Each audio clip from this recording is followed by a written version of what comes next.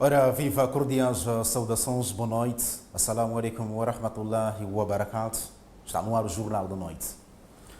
Está esclarecido o caso de tentativa de rapto, cuja vítima era um empresário de renome na cidade de Nampula. O Serviço Nacional de Investigação Criminal neutralizou e apresentou publicamente 5 indivíduos, incluindo 2 mulheres, em conexão com o caso.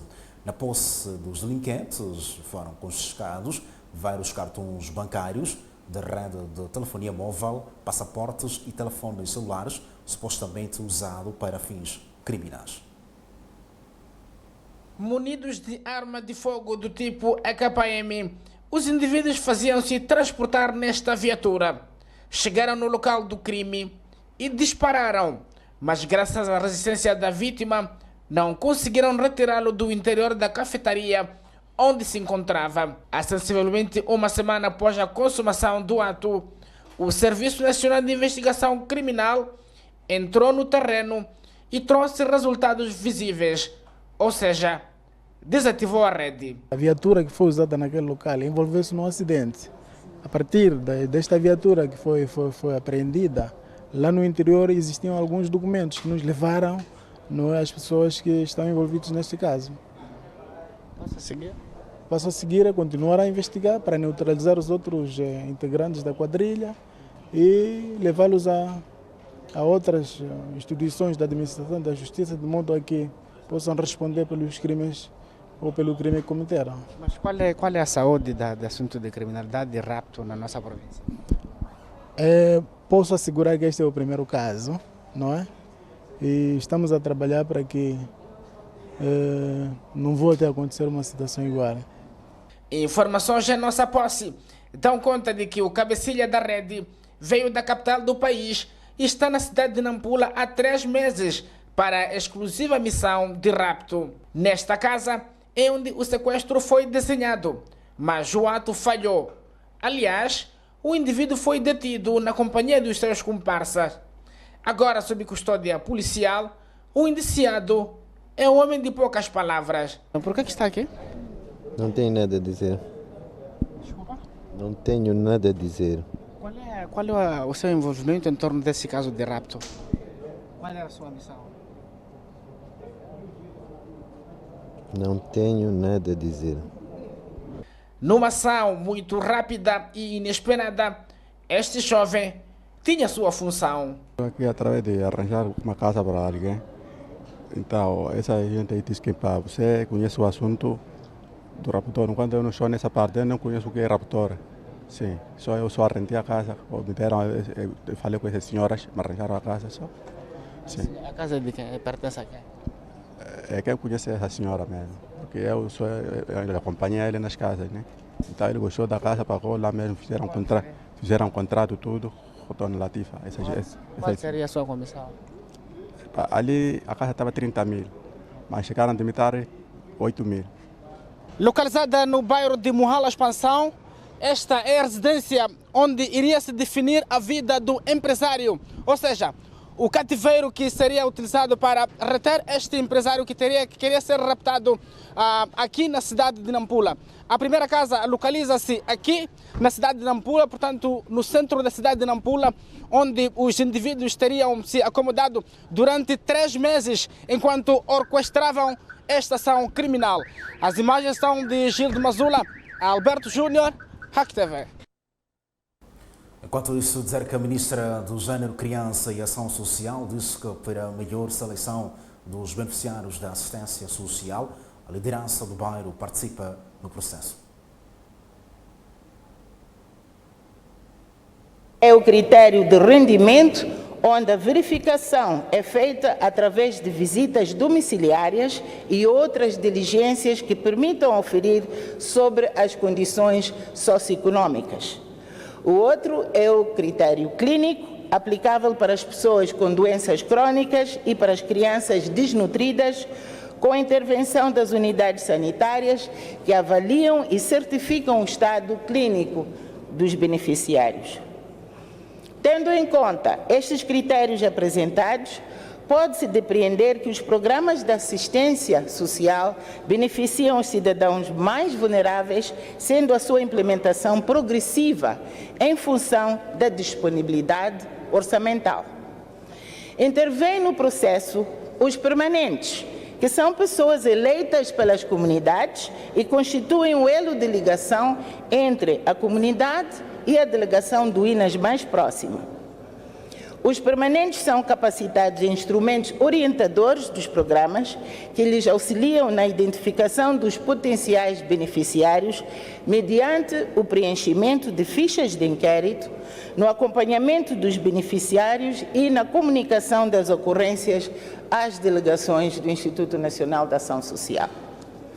As delegações do INAS, por sua vez, procedem ao estudo da situação socioeconômica dos potenciais beneficiários e, com recurso a entrevistas, visitas domiciliárias e a outras diligências, verificam a conformidade das informações fornecidas pelo permanente e, com base no resultado, procedem à inscrição no sistema do INAS, transferências monetárias em espécie e fazem o devido acompanhamento dos beneficiários.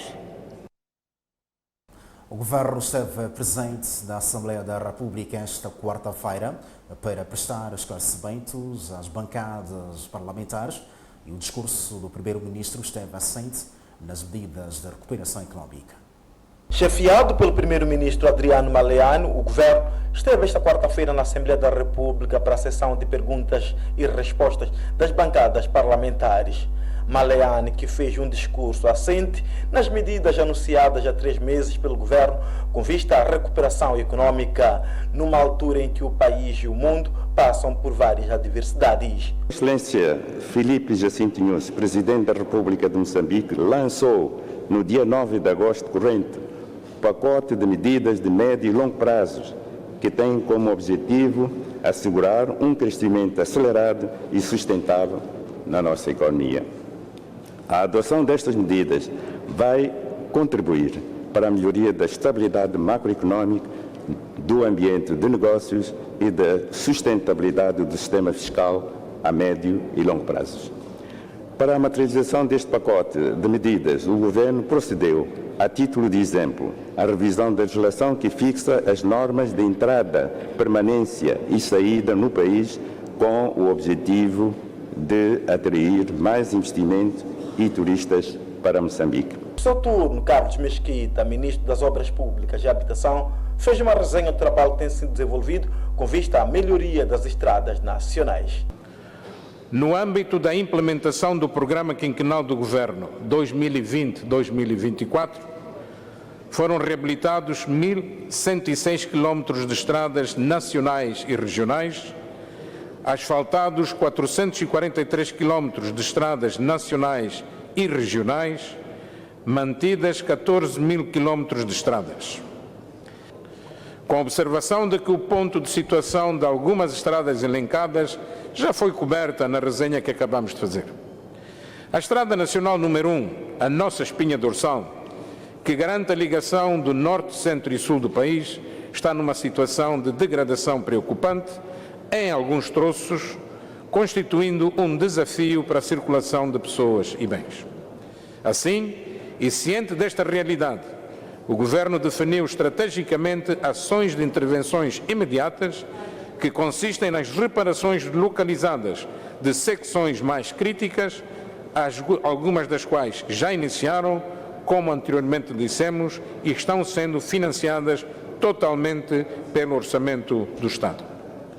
Paralelamente às ações imediatas, o Governo redobrou os seus esforços buscando soluções junto dos seus parceiros de desenvolvimento para realizar ações de curto e médio prazos que consistirão na reabilitação dos troços Pambara, Rio Save, Inchop, Caia, Nicoadala, Rio Lúrio, Metoro, Pemba, totalizando 1.053 quilómetros, cujos trabalhos serão subdivididos em 3 fases, nomeadamente.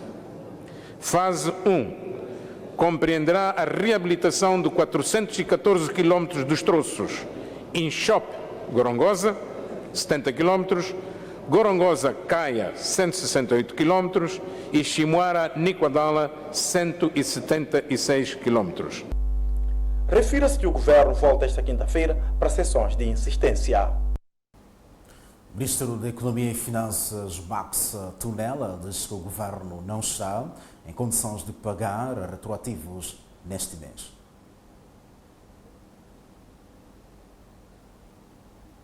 Em relação ao pagamento da tabela salarial única, nós tivemos o suporte dos deputados quando foi da revisão pontual da lei. O trabalho que o Governo tinha que fazer foi realizado de imediato, na primeira reunião do Conselho de Ministros que se seguiu, e nós estamos em condições este mês de processar os salários do Estado com base na tabela salarial única e no mês de novembro e dezembro pagar os valores retroativos. Muito obrigado. O Banco Mundial assegura um financiamento de cerca de 5 milhões de dólares norte-americanos para a materialização do projeto de construção da barragem sobre o rio Meluli, na província de Nampula. A viabilidade técnica e financeira do projeto será conhecida no próximo mês de novembro. A notícia foi confirmada pelo diretor-geral da Administração Regional Norte das Águas durante uma visita de avaliação sobre o estágio atual da Bulfeira de Menapo, fonte de abastecimento de água à cidade de Nampula. Já no dia 15 de novembro próximo, que estamos já será entregue as propostas financeiras e técnicas do estudo da barragem de Meluli. Temos um financiamento do Banco Mundial, 5 milhões de dólares, em que o consultor esperamos que em janeiro do próximo ano, primeiro trimestre, entre, para nos dizer quanto dinheiro nós precisamos para fazer a barragem de Meluli, que é a solução definitiva para a cidade de Nampula. Em relação à barragem de Menapo, Carlos Umar assegura a disponibilidade de água nos próximos meses. Conseguimos nós retermos a água aqui. Hoje estamos a falar em 66%. Nos anos passados, a esta altura, estaríamos a 30%. Seria mesmo uma restrição severa. O que nós temos feito agora, estamos a trabalhar com o FIPAG, começamos as restrições em junho, paulatinamente, segundo as previsões, as chuvas deste lado irão acontecer principalmente no primeiro trimestre do próximo ano, então temos que monitorar isto para que a água chegue para todas as comunidades. Estamos hoje a 66% da sua capacidade, em que nos outros anos hidrológicos estaríamos agora a uns 32%, 33%. A barragem de Menapo foi construída na década de 60 para um universo não superior a 200 mil pessoas. Ela tem capacidade de 40 milhões de metros cúbicos de água. O Fundo de Investimento do Património de Abastecimento de Água, FIPAG, a nível da cidade de Nampula, decidiu reduzir a sua capacidade de distribuição do líquido vital para poder satisfazer a procura antes do período chuvoso. O diretor da área operacional do FIPAG disse que as restrições visam evitar situações decorrentes de falta de água na cidade. Nós agora estamos a tirar 33 mil metros cúbicos e esperamos que nas próximas 2 ou uma semana reduzamos para 30. Contudo, realçar que temos na Miteca, está a fazer também seu incremento, ciente de que dos 10 furos feitos na Miteca, 2 estão fora, porque eles ultrapassam um pouco os níveis de potabilidade que são dimensionados pela OMS, que é a Organização Mundial da Saúde, e estamos a trabalhar apenas com 8, e eles também vão fazendo a compensação daquele que é o negativo do que tiramos aqui. Devido ao seu estado de salinidade, 2 dos 10 furos construídos recentemente na unidade comunal de Namteca estão fora da ação, mas o FIPAG garante que não haverá qualquer motivo de alarme. O maior constrangimento tem a ver com a incapacidade da rede associada ao mau comportamento de certas pessoas. Por outro, também temos que perceber que muitas das vezes, quando temos as épocas chuvosas, há forte erosão e acompanhado também de algum momento com um pouco de comportamento desleal de alguns clientes ou munícipes, que alguns recorrem até ter que partir tubo para ver se se aproveita da água. Não que sejam clientes, mas são pessoas de má fé que o fazem. Estamos conscientes deste problema e estamos atrás dele. Mateus Saeze pede o envolvimento das lideranças locais nas ações de sensibilização das comunidades para a gestão regrada deste líquido vital. O Sindicato Nacional dos Trabalhadores da Indústria de Construção Civil, Madeiras e Minas de Moçambique, SINTSIM, Exige no governo a definição de melhores políticas que possam atrair grandes investimentos ao setor para a redução dos índices de desemprego. O secretário-geral da organização falava em Nampula à margem da 6ª Conferência Provincial, que tinha por objetivo avaliar os trabalhos realizados nos últimos 5 anos e definir planos para o próximo quinquênio. Mas tudo isso para acontecer depende dos investimentos por parte do nosso governo. De fato, tem que haver facilidades e falando já sobre isto, eu penso que o governo de Moçambique acabou de anunciar muito recentemente aquelas 20 medidas, né, que dão alguma esperança para o setor de negócios. Agora vamos lá ver se isso tem que se transformar numa realidade, numa coisa prática, né? Segundo o nosso entrevistado, com a pandemia da Covid-19, muitas empresas do ramo de construção civil, madeiras e minas fecharam as portas e milhares de trabalhadores entraram no mundo do desemprego. A afetação foi global. Digamos, o setor da construção foi severamente castigado, porque na sequência disso há muitas empresas que fecharam as portas e muitos trabalhadores foram para o olho da rua. Então essa é uma situação, é uma realidade, é uma verdade. Também, se puder verificar, como jornalista circula muito bem pelo país ou pela província, pode verificar, pode notar que o volume de obras em construção reduziu bastante. Portanto, está meio morto devido a essas dificuldades. Mas eu acredito que há um esforço que está sendo feito para uma recuperação desse setor e também tentar restabelecer ou recuperar as empresas que sofreram de uma forma dramática, né? E há esse esforço e isso é bastante positivo porque temos muito trabalhador que de facto está à procura de emprego, né? E há muitos jovens também que estão a terminar a formação e precisam do seu enquadramento. A Conferência Provincial do órgão elegeu delegados ao Congresso do Concilmo a decorrer entre 27 e 28 do mês corrente em Maputo. Líderes religiosos, pais e encarregados de educação, incluindo alguns estudantes, receberam esta quarta-feira os vencedores do concurso de Nobre Coran, um evento organizado pela União Islâmica da Zambésia, que teve lugar na cidade de Quelimane. No Colégio Darulum Azbin Jabal, os chafizes foram recebidos em momento entusiástico, brilhantado por Nasheed, em jeito de prestar singela homenagem ao grupo que representou com dignidade a província de Nampula no concurso. E, alhamdulillah, os nossos estudantes venceram este concurso na categoria de 30 juzos.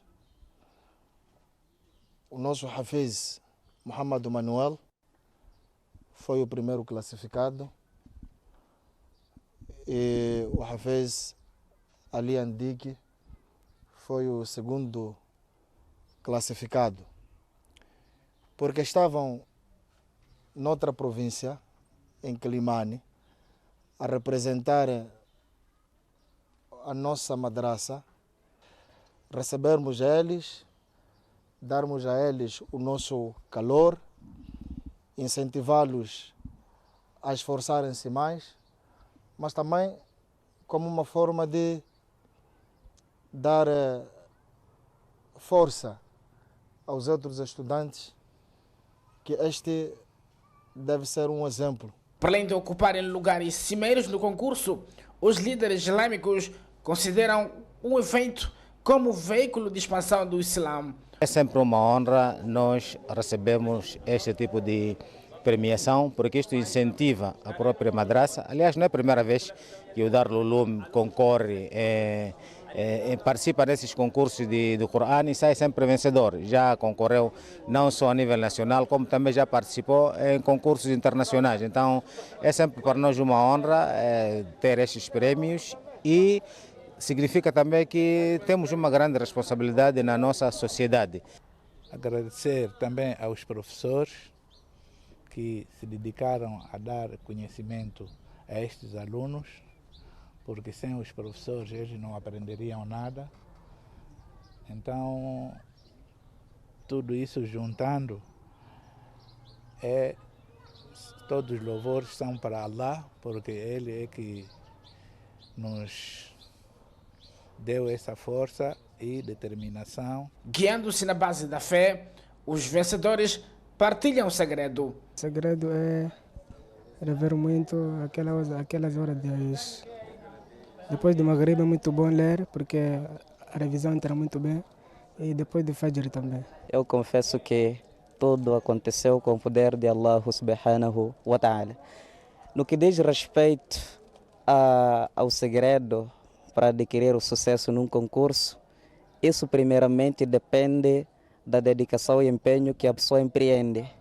Fazer doar e estudar muito. Muito esforço, porque você ficar sem força, porque nunca vai fazer toda a força, você nunca vai ter essa força para decorar esse Corão. Dos 4 vencedores, 2 são da Madrasa Darul Uloom bin Jabal e outros do Umar bin Khattab.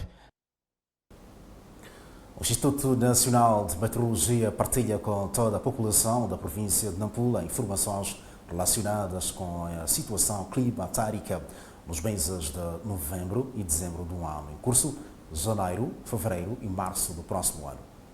A previsão sazonal para próximos tempos, especificamente para a província de Nampula, nós temos o período de outubro, novembro, dezembro, chuvas normais, com tendência para cima do normal, para todos os distritos a sul da província de Nampula.